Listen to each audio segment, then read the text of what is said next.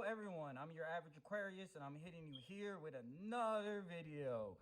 It's been a while since the last video. I think it's about 2 days. I've been averaging a video per day, sometimes 2 videos per day. But I had a lot going on. I'm trying to get my personal business together. So that has been a process as well. We'll go over a little bit of that. But today is going to be a room tour of my fish room. I don't know why I said room first. But I have 4 tanks and I also have a little pond. There's a 40-gallon pond actually inside of my apartment. So you really don't need that much space to be able to do this. This is in my living room. I don't have any tanks in my bedroom, although I am planning to put tanks in my bedroom at a later time. I might, I have no idea, but I'm most likely going to be using that for propagation space because I'm setting up a online retail store on Etsy for aquatic plants, for succulents, and for cool, rare house plants and different varieties of that. Because my natural passion is gardening and plants and fish and animals in general. So this is my 29-gallon tank, as you can see, that's sitting in between my little bar. So I moved the chairs out of the way for representation. So that is my 29-gallon tank, and I have some community fish in here. I believe I have 2 rainbow fish. I believe one is a male and one is a female because one is a lot bigger than the other one, and they're always together. So that's wonderful because these were the first rainbow fish that I ever got. They haven't really got their coloration yet, but I've been told that this strain doesn't really color up as much as some of the other rainbows, but still a beautiful fish. Let me switch the light view because I have the green light on. Maybe if I turn it to white, see the white. Yeah, he just freaking got scared. Let's go back. There you go. And I can't see him because of the reflection. Weird. Anyways, that's my rainbows. And then I have swordtails in here. I have 2 female swordtails and I have 1 male swordtail. So those are my swordtails. I have 2 different types for the females because I couldn't find one that was all red, like the swordtail males that I have in there. So I got them a female koi swordtail as well as the tuxedo red swordtail. So, and then I have rasboras, and these are one of my actually favorite fish. I went to, where did I get these from? It was an exotic pet store, and I saw these rasboras, and I thought they were gorgeous. The name of these, I think they believe they are scissortail rasboras.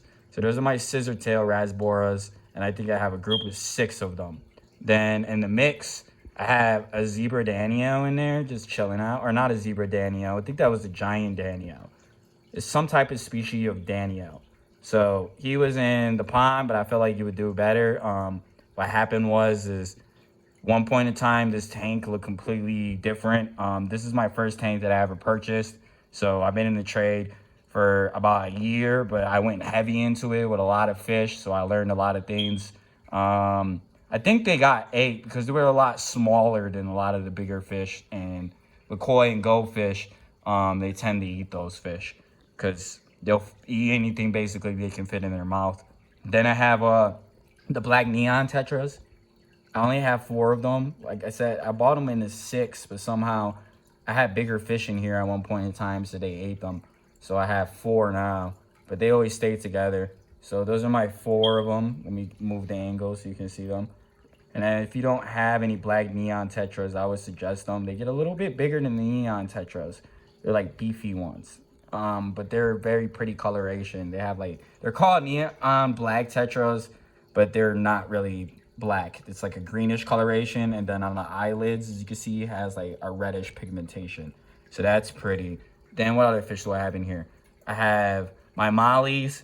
So I've had this molly strain for a long time. I got it from Aquarius that bred them like 3-4 generations. So I'm about at like 6 generations, 5 or 6 generations now of this fish. So I've been breeding it for its finnage because it has beautiful finnage. I'm trying to see if he will expose that sailfin. But he has traits for a sailfin and a leer tail. And then they're supposed to be black mollies, but they have like this gold coloration. And then sometimes when you look at it, it almost looks like a green emerald color into it. So I named these Colorado water buffaloes. So that's my little strain that I'm working with. And then what else do we have in here? I have one koi fish that is Shenzhen, and Shenzhen has been in here for about a year. I had a bunch of koi in here at one point in time. I moved some of them in a pond, but then one point in time, I think I had them in a tank and it crashed, so I lost a bunch of those. So I've learned quite a lot, and I haven't lost any fish since then. So that's what I've been doing. I have my fantail goldfish in here, so my koi and my fantail eventually are gonna get moved and they start growing bigger into the pond. And I'm gonna get a bigger pond, and I'll overview the pond as well. But I'm gonna use that 40-gallon pond, and I'm gonna get a pond that's even bigger than that, somewhere around 100 gallons. So those are them. And then I have my Dalmatian mollies, which are new to the group. These are my Dalmatian mollies. And my Dalmatian mollies, I have 3 pregnant females and 1 male. So I'm waiting for those ones to give me some more babies because I want to sell more of a pure line bred. But if they breed with the black ones, I don't care. But for some reason, the black ones, they stay in their own little group. And then the Dalmatian mollies stay in their own little group. And this strain has been in isolation with all their mollies for such a long time that I think that they know to stay in a group and not to breed with any other ones. They're kind of it's weird because you would think that all live bearers will breed together. Well, I mean, they will, if they happen to come close, but for most likely, they're going to stay to their own kind. So, and then I have some fry in here. So I have 7 molly fries. That's from my Colorado water buffaloes. And let me move the cup. I don't want to scare them, but I'm going to shake it around so I can get them moving around a little bit. So those are good. They're growing. They're about 5 days old, maybe, I think. So they're starting to grow up where I can actually see them and they're finished. So once I feel like they get a big enough size, I will be putting them in an isolation tank right by themselves till they can get big enough so I can figure out where to move them. And I'm going to be gaining some more footage, either between the pond or another tank. So we'll see what happens. I got to make some room. And then we're going to go around here. And this is my air plant. If anyone likes air plants, those are going to be available on Etsy as well with your own little kit. All right, I had to throw that in there. Sorry, guys. I'm not a commercial. Then we're going to go over here. And then this is my 5.5 gallon tank. And I love all my little live plants in here. If you can see all the little live plants. And that's very interesting that's actually lava rock. So this is live rock from a saltwater aquarium. Obviously it wasn't live anymore. I dried it out because this was a 5.5 gallon nano reef. But I really, a saltwater, I want to get it one eventually, but I want to get a bigger tank, like maybe a 55 or 75 gallon. So we'll see what happens. That's later on down the road because they're really expensive to get started. And I want to have some interesting fish in there, so we'll see. So the live rock has these porous little crevices in there. Let me move this fish food out of the way. These little crevices in there and little holes that are good for mounting little plants in there. So none of these are glued down. They're actually just in there. I take them as little roots, put it in a little hole that will stick in there, and then it'll start growing roots and eventually become a part of that rock. But I like it because I can actually remove the whole entire rock, and then I can start cutting from that and trimming. So that's my little propagation tank for starting some of my plants to get them established before I put them in a bigger tank to grow them out. So the light on here, I've done a video before that, the Coral Life. You got 2 modes. You got the white and then you got the blue. And this is set up for a coral tank, but it's doing so well with these plants, obviously, because coral has usually a bigger light spectrum and a stronger light than what freshwater has available anyways. So it's pushing my plants along well, and I think it's a really good tank. And I actually moved one of these. That was my my cherry, what is it called? Cherry shrub? No, it was something different. If I can figure out the name. I think it was a cherry. That's what it was. It was a cherry's hedge. So cherry's hedge is kind of an exotic aquarium plant. That being that it can be underwater and it can also be out of water, but they say it's an expert plant because every once in a while you got to take that plant and immerse it and let the sun. So you see how the leaves are out of there and it's almost in water, but it's not. so it can start growing, because it can do months in water, but you have to expose it back at some time to sunlight or to open air. So it wasn't growing that much anymore. It was more dormant. That's basically what it does, and it puts it underwater. So I was like, I'm gonna float it with a suction cup. So I got the branches connected to a suction cup that I created, just to get more air and to grow out a little bit more, because I want to grow it out before I put it in there, because eventually I want to propagate this, and I want to see if I can, because you see those white leaves on there. I thought the white leaves was some type of like deficiency, but I actually found out through, because I specialize in plants, this is variegated. So I haven't seen any variegated one. I seen one with white like that, but it's interesting. So the variegation means it just has multi different colors. I'm not seeing how much variegation is in it currently at the moment, but the stem is red, I believe. So as it grows out, I will consider to see if it actually is variegated, because I believe it is variegated. That doesn't have anything to do with deficiencies, because I check my parameters of my water for the nutrients that it's getting. But it has multicolored leaves, like the white ribbons in there, and then the greens on the outlets, and then it has reds in there and different colors in there. And I have to scrub this plant, so I'm gonna do a sanitization process in this plant, because it has a little bit of black beard algae, which I don't mind, because black beard algae is in my 29-gallon tank in there anyways. So it's on the rocks, and it stays to itself on the rocks usually anyways, because it has so many plants that's sucking up all that nutrients. Look at that money wort. Look how tall that money wort is. I'm gonna be cutting from that money wort, and I'm gonna be making little terracotta plants like this for sale, as well as bunches, but my bunches are going to be rooted and established before you get them. So, and then we're going to move on to this tank here, which is nothing really to look at, but it has reptiles in it, and it's cool. And I dropped the top of the lid in the bottom, so ignore the top of the lid that just fell on there, because I have to get a better lid on this stupid thing. But I had plant lights on there. I think it was like 14-watt plant light bulbs. So this is my little terrarium paludarium, and this is my dart frog Ricky. You see Ricky right there, my dart frog Ricky. And then I have hermit crabs in here. So these are my hermit crabs doing their thing, eating. I gotta put more food in there. All that white stuff is food that I soaked in calcium, because they need a lot of calcium diet, as well as he needs calcium diet, my dart frog.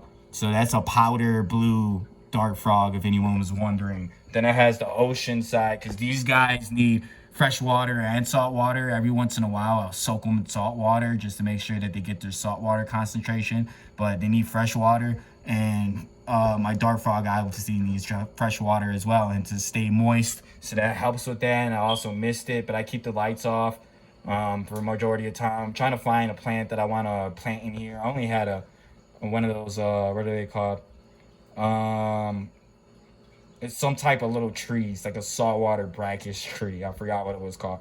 A mangrove tree. So obviously that one needs super strong light, and with my lights being off, that didn't work. So I'm gonna have to think of, I'll probably put some bunch of Amazon swords in here in the water column, just to keep the water clean. And then on the top level, I'm gonna find like some type of carpeting moss or something I can put up in there. So we'll do that eventually over time, and I'll probably show a video of that. And then inside in here, let's see if I can get a close view. I had one goldfish. Actually, it's underneath that black tin top that I put on there, so I had to put that back on there, because that controls humidity in here. So this is the bottom level in there. And then let's see if I can get, I'm probably not going to be able to show you that in there, because he's really good at hiding. But I also have baby, what are they called? Tadpole, my bad. Baby tadpole in here. So he's going to turn into, I think it's called, I forgot the name of it, because I'm so excited about thinking what he's going to turn into. It's a starry night frog. That's what it is.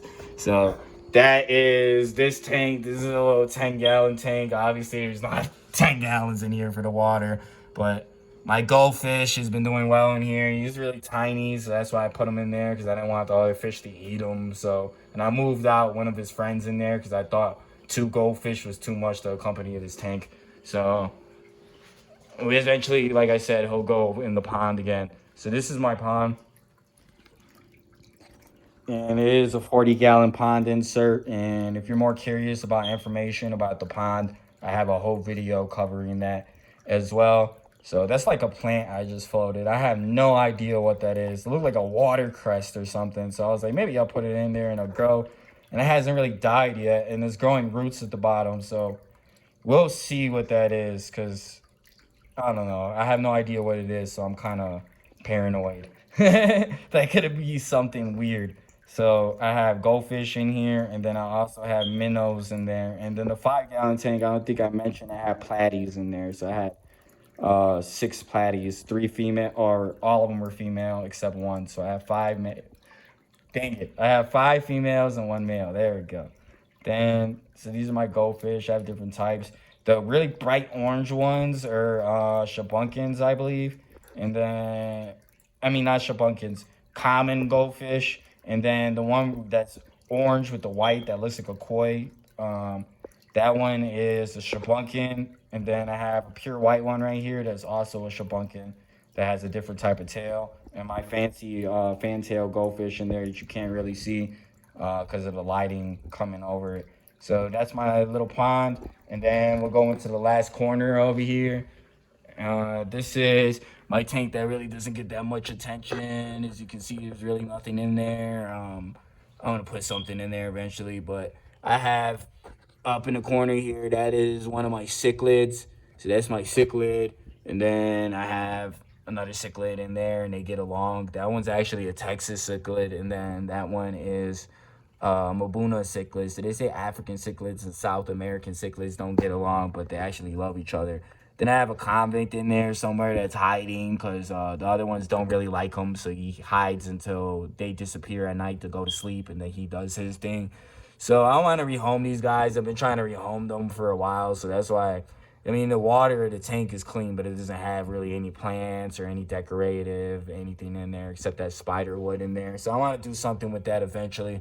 And I want to rehome these guys as well. So if you're in the Colorado area in Aurora, I am rehoming these. We could do a trade. I might sell them. You know, I might even just give them away at free at this point. So depending on when you catch me, I'll let you know. So, and here this is just my little isolation tank. It doesn't have nothing in there. It's just an air pump, and then it has gravel in there, and then water. So that's like a 2.5-gallon tank, I believe. So that one was my first tank that I ever bought. And then shortly after that, obviously it wasn't enough. So I think a month later, I went and bought the 29-gallon that's sitting on top of my bar. So have an isolation tank, and it doesn't have to be a big isolation tank unless you have big fish. But for the most part, I only have microfish. So they go in there for isolation, for netting, and stuff like that. So that's what I use for that. And then I do something different. I'm going to show you my little succulent collection because they're sitting outside. So this is a little succulent collection. And then I have a couple different species in there.